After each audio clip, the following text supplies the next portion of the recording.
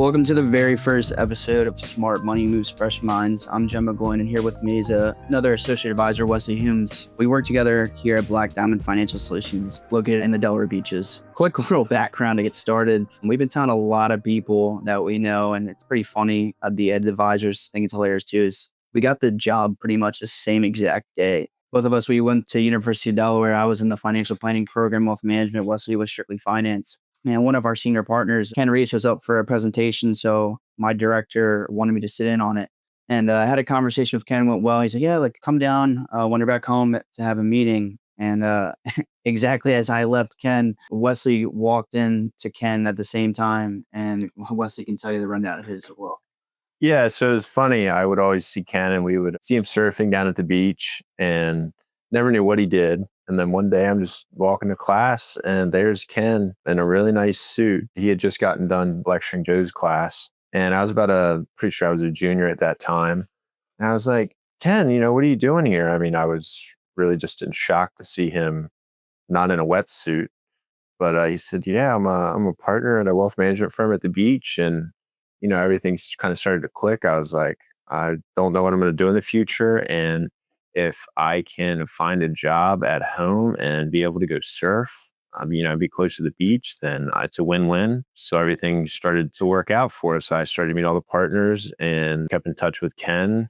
And, here Joe and I are now, graduated college and both associate advisors here at Black Diamond.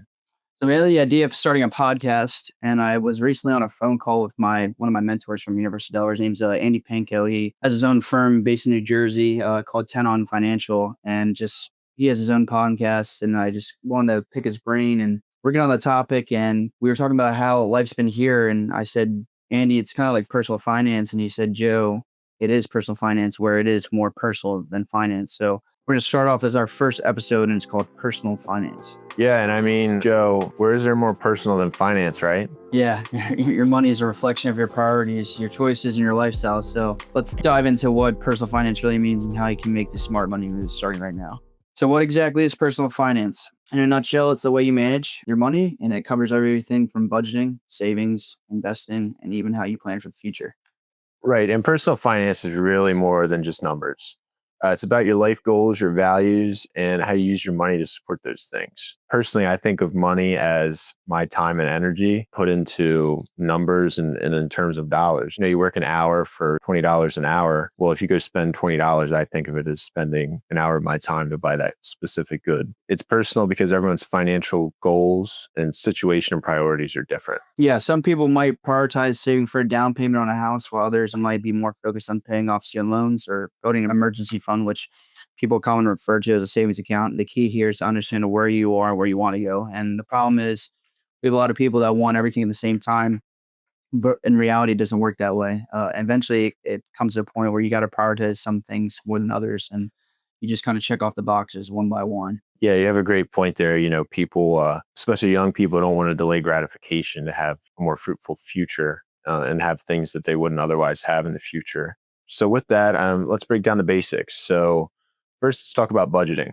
That's really the first building block you have. And you really don't need a fancy spreadsheet to start. Just to track your income and expenses, you want to know, where your money's going so you can reallocate that to things like, investments that we'll talk about later. But really, once you know where your money's going, you can make smarter choices. Yeah, that's absolutely right. Budgeting doesn't mean restricting yourself. It's just about allocating your money to the things that matter most to you. For example, you might choose to spend less on dining out, so you put more towards savings for a trip or investing in the markets. Absolutely. And once you get a good handle on budgeting, savings is really the next step there. The goal is to build up an emergency fund, typically 3 to 6 months. That's the rule of thumb, but 3 to 6 months won't apply to every single person, and you really need to understand your personal situation. And having that little cushion there really helps you if life decides to throw a curveball your way. The emergency fund is crucial. I mean, it gives you a peace of mind knowing you have a financial cushion in case of unexpected expenses like car repairs or medical bills. And life's uncertain. We don't know what's going to happen today, tomorrow, or even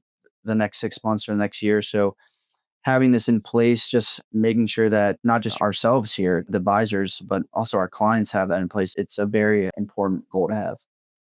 Definitely. And now that we have saving and budgeting down, what are we going to want to do with that capital? Well, now we want to take that and invest it so your dollars can start multiplying. And it sounds intimidating to some, but it really doesn't have to be. The goal with investing is to grow your money over time by putting it into things like stocks, bonds, or real estate. And investing is where your money starts to work for you. The earlier you start, the more your money can grow due to the power of compound interest. You don't need to be a Wall Street expert.